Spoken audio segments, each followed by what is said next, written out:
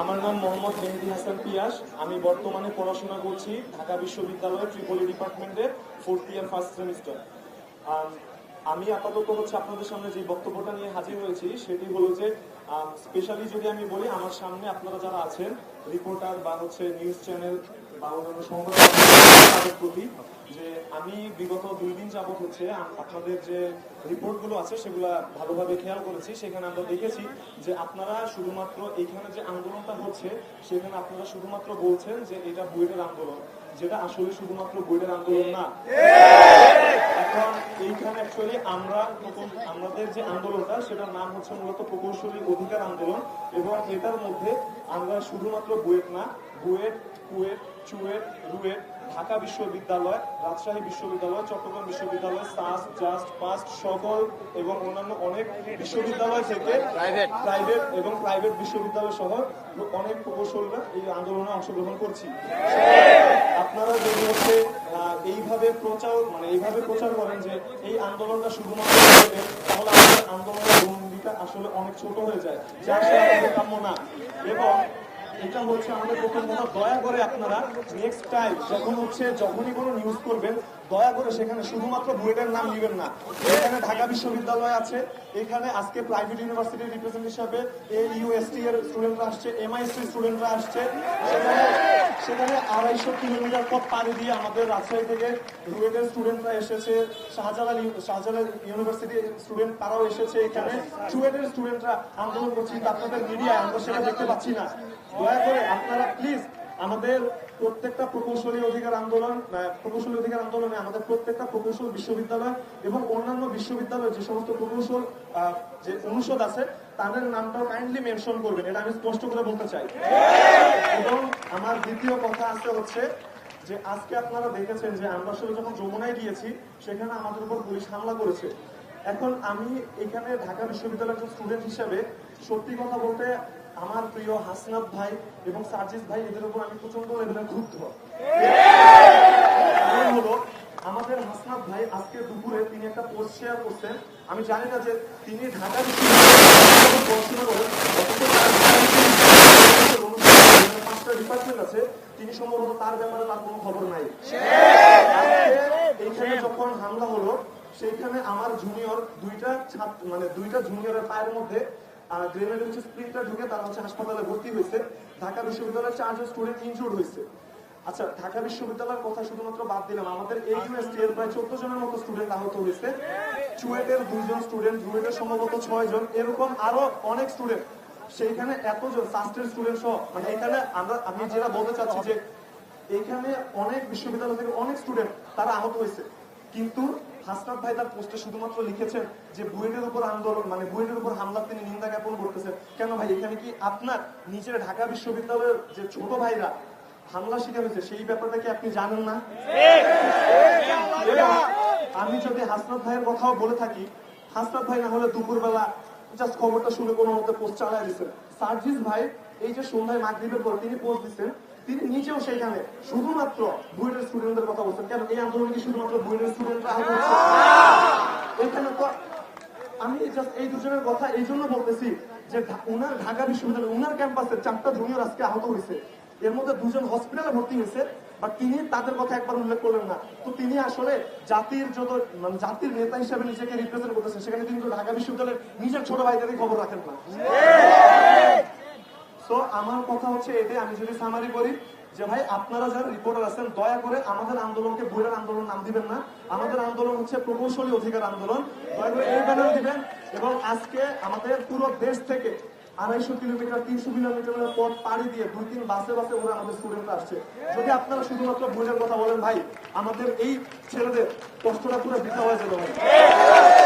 আর আফতাব ভাই, সাজিদ ভাই, প্লিজ দয়া করে যারা নেতৃবৃন্দ নেতৃত্ব স্থানীয় যারা আছেন তারা দয়া করে সঠিক খবর জেনে পূর্ণাঙ্গ রূপে একটা পোস্ট লিখবেন।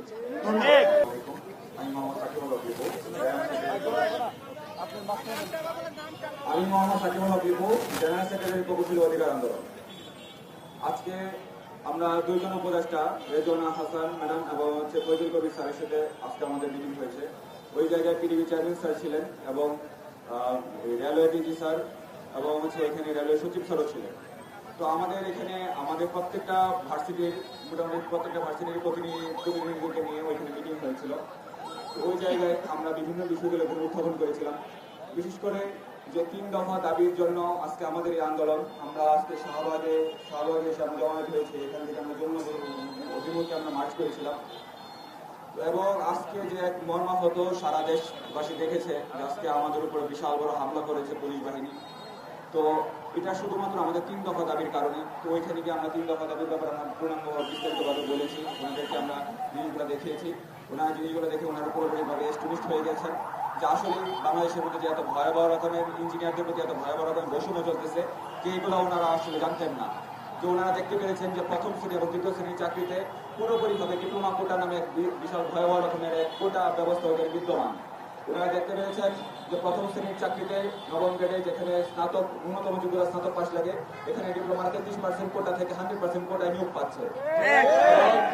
এবং দ্বিতীয় শ্রেণীর চাকরি যেগুলো যেখানে দেখা যাচ্ছে বিশেষ মান কাটার হিসেবেও ঢোকানো হয়, ওই জায়গাগুলোতে ডিপ্লোমারা পুরোপুরিভাবে 100% কোটায় নিয়োগ পাচ্ছে। এবং ওনারা এই জিনিসটা দেখে আরো বেশি স্টুডেন্ট হয়ে গেছে যখন দেখেন যে একটা ডিপ্লোমার ছেলে 10ম গ্রেডে 100% কোটায় নিয়োগ পেয়ে সে 5 বছর পরে সে বিসিএস ক্যাডার হিসেবে প্রমোশন পাচ্ছে। এগুলো ওনাদেরকে অত্যন্ত পরিমাণে বিস্মিত করেছে। 1981 সালের রিক্রুটমেন্ট রুলস অনুসারে, পাবলিক সার্ভিস কমিশনের রিক্রুটমেন্ট রুলস অনুসারে 33% কোটা রাখা হয়েছিল, যেটা একদমই বৈষম্য ছিল ইঞ্জিনিয়ারদের প্রতি। তবুও ওই জায়গাতে ওনাদেরকে এটাও প্রমাণ সহ দেখানো হয়েছে যে 33% যে কোটা ব্যবস্থা ছিল ওইটাকেও ভায়োলেট করে ডিপ্লোমারা 42%, এমনকি কোথাও 60-70% ওরা দখল করে ফেলেছে। আমরা ওনাদের কাছে এটা যথাযথ বিহিত চাই। তো ওনারা একটা কমিটির কথা বলেছেন, যে একটা কমিটির মধ্যে যেখানে আইবি প্রেসিডেন্ট এবং ডিপ্লোমাদের থেকে তাদের প্রতিনিধিকে ওখানে ইনক্লুড করা হয়েছে, কিন্তু আমরা মনে করেছি ওইখানে আমাদের উপযুক্ত কোনো প্রতিনিধি নেই।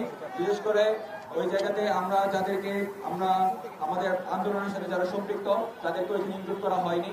এবং আমরা ওনাদেরকে এই জিনিসটার জন্য আমরা ওনাদেরকে বলেছিলাম যে আমাদের সমন্বিত বিশ্ববিদ্যালয়ের যেসব শিক্ষকবৃন্দ আছেন ওনাদেরকে যদি ইনক্লুড করা হয়, ওনারা এই জিনিসটা নিয়ে বলেছেন যে ওনারা কনসালটেন্ট হিসেবে থাকতে পারবেন এবং আমাদের সার্বিক যে পরিস্থিতি, এই সার্বিক পরিস্থিতি নিয়ে ওনারা ভালোভাবে অবগত এবং ওনারা এটা নিয়ে উপযুক্ত ব্যবস্থা নেবেন ওইটা ওনারা বলেছেন। তো আমাদের আগামীকালকে যে কর্মসূচি হবে এই কর্মসূচি নিয়ে বিস্তারিত জানাবেন আমাদের প্রকৌশলী অধিকার আন্দোলনের প্রেসিডেন্ট মনিউল্লাহ ভাই।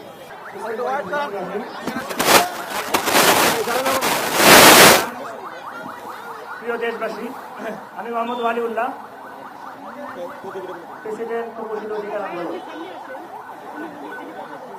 আজকে শাহবাগ এবং যমুনা অভিমুখে আমাদের যে যাত্রা ছিল সেখানে পুলিশের নিকারজনক হামলার নিন্দাবাদ জানিয়ে শুরু করছি।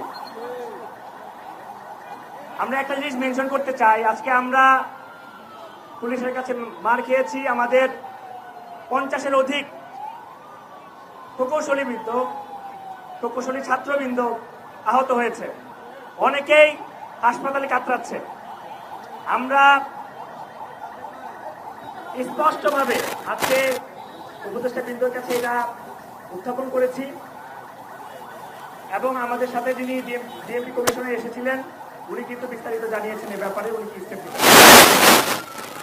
আমাদের কর্মসূচির ব্যাপারে আমরা স্পষ্ট বলতে চাই যে 3 দফার ব্যাপারে আমরা দাবি রেখেছিলাম এবং গত 2 দিন ধরে আমরা শাহবাগ ব্লকেট করেছি, তার কোনোটাই এখন পর্যন্ত পূরণ হয়নি। আমাদের আন্দোলন চলমান থাকবে।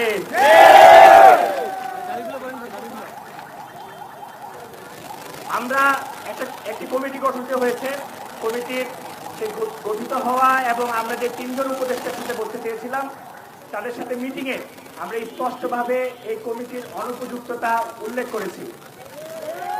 ওনারা আশ্বস্ত করেছেন আমাদের চেষ্টায় আমাদের মনোনীত প্রার্থীদেরকে বা কমিটির সদস্যদেরকে ওনারা কোঅপ করে নেবেন। আমরা বিশ্বাস করি এটার মাধ্যমে কমিটির উপযুক্ততা তৈরি হবে। আমাদের পরবর্তী কর্মসূচির জন্য আমরা সারা দেশের প্রকৌশল ছাত্ররা, প্রকৌশলীরা আজকে শাহবাগে উপস্থিত হয়েছে, তারা কর্মসূচি করতেও প্রস্তুত আছে। কিন্তু জনগণের দুর্ভোগের কথা চিন্তা করে আমরা জনদুর্ভোগপূর্ণ কোনো কর্মসূচিতে ইমিডিয়েটলি যাব না। আমরা আগামীকাল বিকাল 5টায় আমাদের সাংবাদিক ভাইদের উপস্থিতিতে দ্য ইনস্টিটিউট অফ ইঞ্জিনিয়ার্স এর কাউন্সিল হলে সাংবাদিকদের নিয়ে সভা এবং পরবর্তী কর্মসূচির জন্য একটি সভা আহ্বান করছি। আমরা লক্ষ্য করেছি সারা দেশের মানুষ, সাধারণ মানুষ যেমন এই বৈষম্যটা, এই সমস্যাটা অ্যাড্রেস করতে মানে তাদের সেই আয়ত্তে নাই, একইভাবে সাংবাদিকদেরকেও আমাদের এই ব্যাপারটা বোঝানোর ব্যাপার রয়েছে। আমরা আজকে যখন উপদেষ্টাদের সাথে গিয়েছি, তারাও এই সমস্যা সম্পর্কে অবগত নন। তার মানে পলিসি মেকার যারা বসে আছেন, এর পূর্বেও আমরা বিভিন্ন প্রতিষ্ঠানের যেই এমডি এবং চিফ ইঞ্জিনিয়ারের সাথে বসেছি, সেখানেও আমরা সেম প্যাটার্ন লক্ষ্য করেছি। আমরা চাই গণমানুষের মাধ্যম সাংবাদিক বৃন্দর সামনে থেকে সঠিকভাবে প্রকৌশলীদের আন্দোলনকে উপস্থাপন করবেন। এটা প্রকৌশলীদের জন্য নয়, বরং এটা পুরো দেশবাসীর জন্য এবং দেশের উন্নয়নের জন্য। আমরা আগামীকাল বিকাল 5টায় আইবি অর্থাৎ দ্য ইনস্টিটিউট অফ ইঞ্জিনিয়ার্স এর কাউন্সিল হলে সাংবাদিকদের জন্য এটি সভা, এবং সেই সভায় আমরা ফিউচার কর্মসূচি ঘোষণা করবো ইনশাল্লাহ।